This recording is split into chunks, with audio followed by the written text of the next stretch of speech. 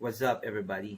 Sir Arnold here, and I'm very excited to share to all of you the new educational videos that I will make for this time. This is intended for all students in senior high school in the Philippines.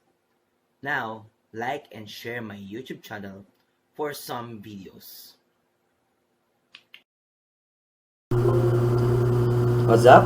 Welcome back to the channel of Sir Arnold Mercado. I am EDUKADO, and this time we're going to discuss another topic in understanding culture, society, and politics. This is lesson 5, and let's start it now. Let's try to solve the following jumbled letters. What do you think is the answer? IUNOTLOVE. That's evolution. Next jumbled letter. HETYRO. Theory. CATIESMINOR. What do you think is the answer? Creationism. Next. CSEHARALRDRAWNI. Clue, tao yan. The answer is Charles Darwin.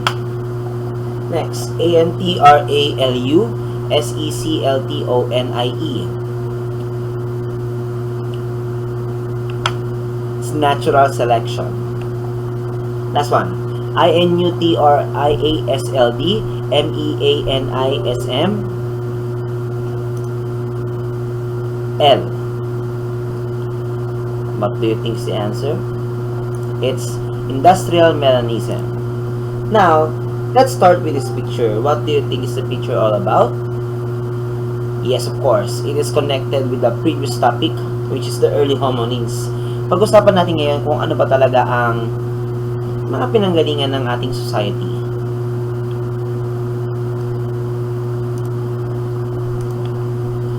Let's talk about evolution and genetics.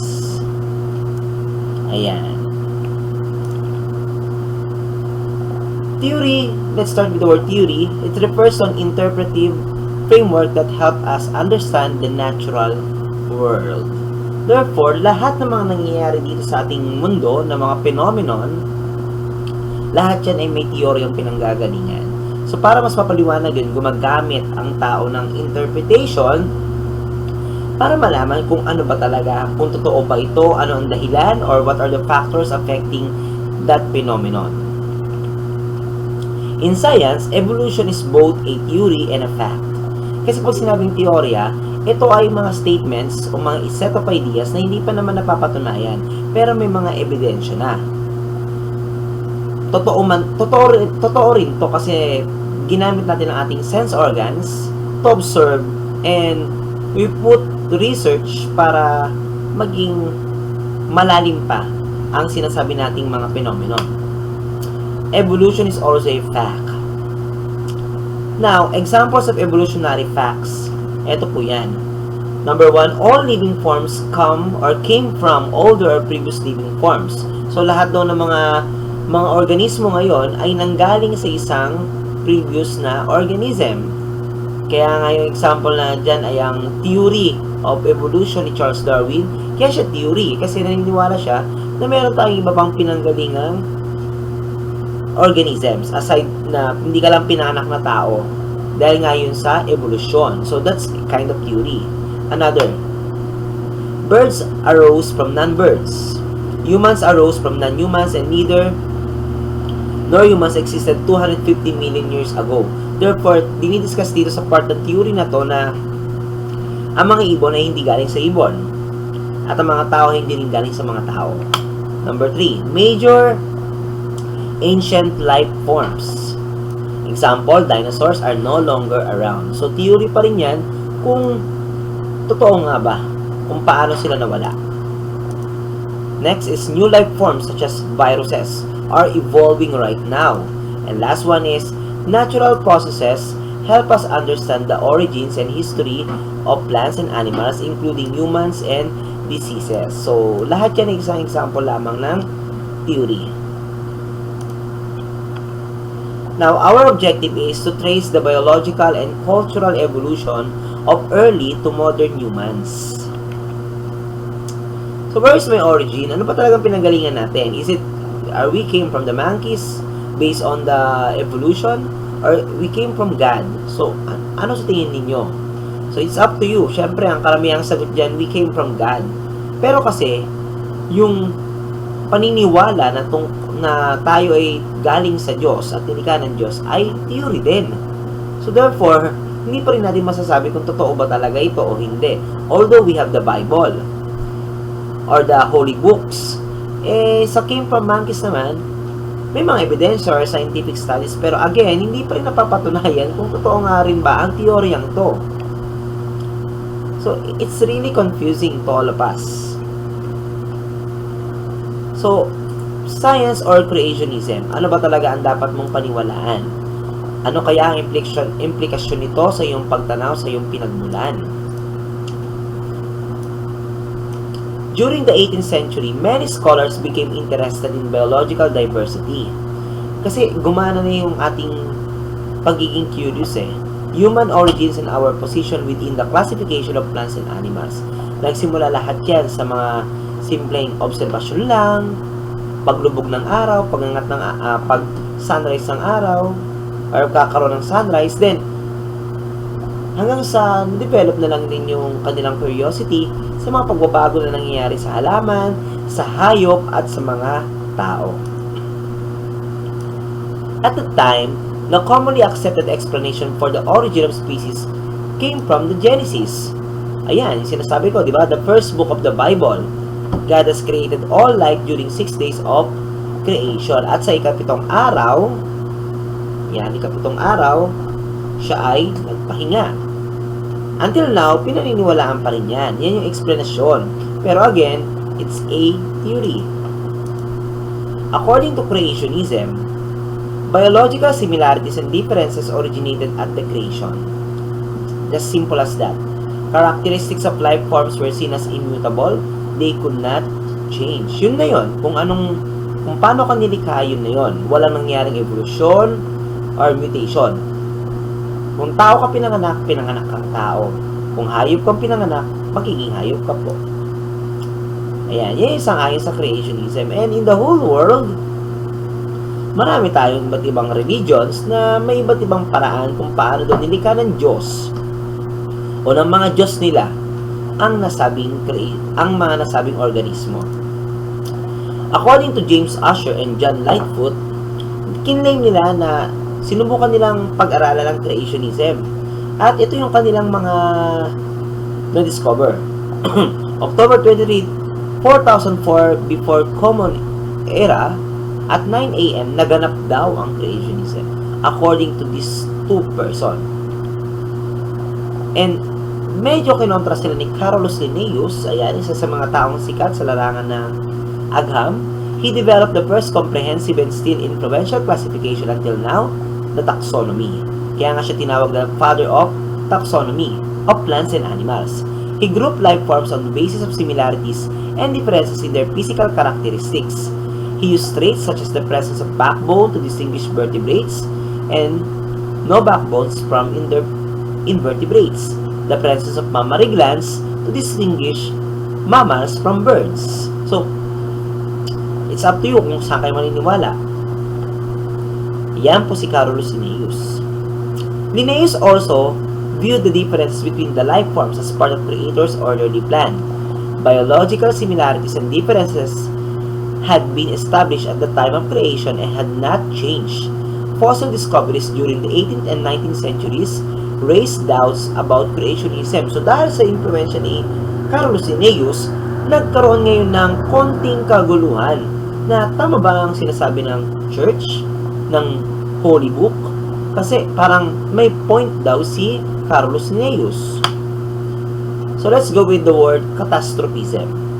So ihang natin to ihang natin itong part na to kasi hindi natin masasagot yan. Again, wala pa makakapagsabi regarding it. Now, let's discuss catastrophism. In this view, fires, floods, and other catastrophes, including the biblical flood involving Noah's Ark, had destroyed the ancient species. After each destructive event, God has created again, leading to contemporary species. That's catastrophism. Na supported niya ang creationism. Ayan, may ganyang events daw. Now, how did the catastrophes explain certain clear similarities between fossils and modern animals? So, it's a big question din yan, di ba? So, iyahang natin ulit yan kasi marami talagang hindi pa maipaliwanag. They argued that some ancient species had managed to survive in isolated areas. For example, after the biblical flood, the progeny of the animals saved on Noah's Ark spread throughout the world. So, yung mga nabuhay daw na lumang hayop o sinaunang hayop na nasa loob ng Noah's Ark, sila daw yung nagpalaganap ng panibagong lahi. Now, let's go with transformism. Ito naman yung sumusuporta sa science. It's also called as evolution. Evolutionists, yung mga taong nag-aaral niyan, believe that species arise from others through a long and gradual process of transformation or descent with modification. Nagmo-modify, nagbabago, one example dyan, yung teorya din ng science na ang mga dinosaurs daw kakasurvive sa pagbabago na gaganap sa kanilang lipunan. Yung T-Rex daw ay suot ng suot kung saan-saan. Kaya, some of them became crocodiles, lizards. Ayan, so, nag-modify ang kanyang katawan. So, it's up to you if you will also believe. Pero again, it's just a theory. Iyan isang example ng evolution na tayo daw ay galing sa isang older organism na kung saan nag-modify, nag-evolve, and that's it. That's the normal view. Pero kasi, hindi naman din kiniklaim ni Charles Darwin na tayo ay galing sa unggoy. Theory lang yon. Kasi di ba napag-aralan natin last time, may hominid, may hominin. Yung hominid, ito talaga yung mga hayop. Yung hominin are organisms na talagang tao during the ancient times. That's Charles Darwin. He is very famous. However, he was influenced by earlier scholars, including his own grandfather. Actually, yung tatay niya, lolo niya talaga yung pinaka-influencer sa kanya. Kasi, meron pa tong sinulat na Zoonomia na na-publish noong 1794. Eto po yun. Yung libro na yan. At yung image ng kanyang lolo. Charles Darwin also was influenced by Sir Charles Lyell, the father of geology. Meron kasing principle din si Lyell about uniformitarianism. Yung uniformitarianism states that the present is the key to the past. So, kung ano man ang meron tayo ngayon, balikan natin sa nakaraan kasi ang susi para masagot yung tanong sa nakaraan ay ngayon. Explanations for past events should be sought in the long-term action of ordinary forces that still operate today. Ito yung isang example, okay? Yan. Bakit? Yan yung currently image. Pero, kung babalikan mo yung nakaraan yan, hindi yan ganyan. So, paano umabot sa puntong ganyan siya? So, it will take a long years, many years, para ma-achieve yung ganyang structure. Maraming factors yan. That's why Darwin proposed a theory of evolution in the strict sense. Now, a theory is a set of ideas formulated by reasoning from known facts. May mga katotohanan na. The main value of a theory is to promote new understanding. A theory suggests patterns, connections, and relationships that may be confirmed by a new research. So therefore, medyo mahirap talagang o mahabang proseso para paniwalaan ang isang impormasyon, lalo na kung wala tong teorya, walang pinagbabatayan mga research. The theory of evolution through natural selection was Darwin's major contribution. Actually, yung natural selection, yung konsepto na survival of the fittest sa kagubatan. Ayan, dahil dyan na-publish ang kanyang unang libro, Charles Darwin on the Origin of Species by Means of Natural Selection. Natural selection, ayun ang sinasabi ko kanina, is a process by which the life forms most fit to survive and reproduce in a given environment do so in greater numbers than others in the same population. More than survival of the fittest, natural selection is differential reproductive success. Kung paano makapagpaparami ang isang organismo para sa kanyang lahi. Example, ayan, meron tayong dalawang giraffe. Yung unang giraffe, ay each species shows variation. Meron tayong si Shorty at si Long Giraffe. Ayan, si Shorty Giraffe, maikli talaga siya, yung leeg niya. Pero si Long, mahaba talaga. Now, number 2, there is competition within species for food, living space, water, mates, etc. So, naglalaban sila dyan. So, ano kaya ang gusto dyan ng mga iba pang uri ng organismo sa pagkain? Sino mas may advantage sa space? Number 3, the better adapted members of this species are more likely to survive. So, sino ba magsasurvive? Yung mas maikli leeg o yung mas mahabang leeg? So, on this part, syempre, mas malaki ang advantage ni long giraffe, long-necked giraffe. And these survivors will pass on better genes to their offsprings, will also show their beneficial variation. Ayun, no? Tanging si long giraffe lamang ang nakakapakinabang sa dami ng pagkain na meron siya. That's survival of the fittest, natural selection.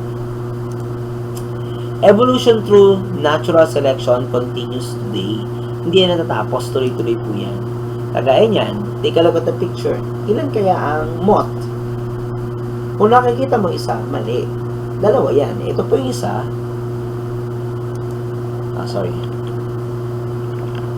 Ito po yung pangalawa.